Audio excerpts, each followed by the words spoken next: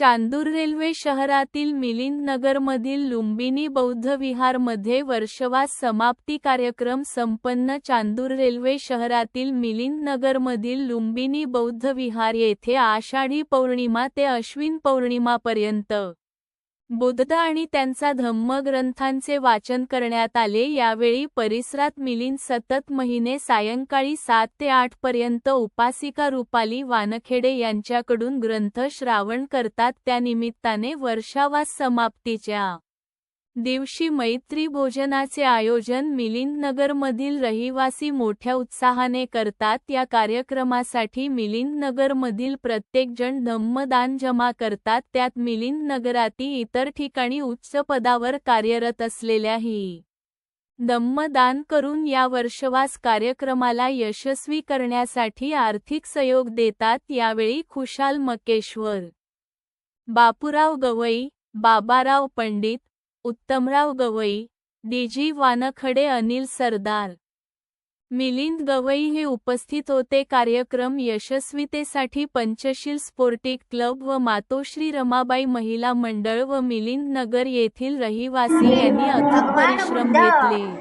आणि परमपूज्य बोधिसत्व बाबासाहेब आंबेडकरांनी 14 ऑक्टोबर 1956ला विजयादशमीच्या शुभ प्रसंगी पूज्य माथेरो चंद्रमुनी यांच्या हस्ते दीक्षा देऊन आपल्या 5 लाख अनुयायांना भगवान बुद्धाच्या सद्धम्मांची दीक्षा दिली आणि सुशील पीडित पददलितांना अर्थात प्रगती पदाचा मार्ग दाखवला. मार्ग म्हणजे 22 प्रतिज्ञा. साधू साधू साधू. आपले रुपाली वानखडे यांनी खूप आम्हाला उपदेश केला आणि चांगलं शिकवलं.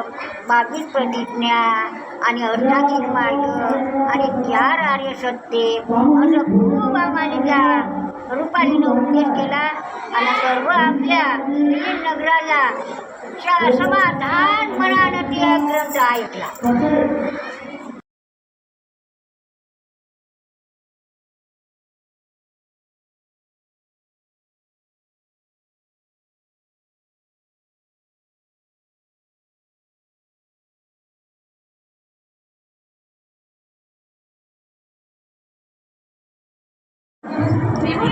बोल ना. या विहारामध्ये 3 महिने धम्मपठण कोणत्या ग्रंथाचे केले सांगा. बुद्ध आणि त्यांचा धम्म मिलिंद नगरमधील लुंबिनी बुद्ध विहार येथे बुद्ध आणि त्यांचा धम्म या ग्रंथाचे आषाढी पौर्णिमे ते अश्विन पौर्णिमेपर्यंत बुद्ध आणि त्यांचा धम्म याचं पठण केलं आणि चांगला प्रतिसाद मिळाला आणि सर्व बाया आनंदित आहे आणि सर्वजणी त्या धम्माचं पालन करतात. बस.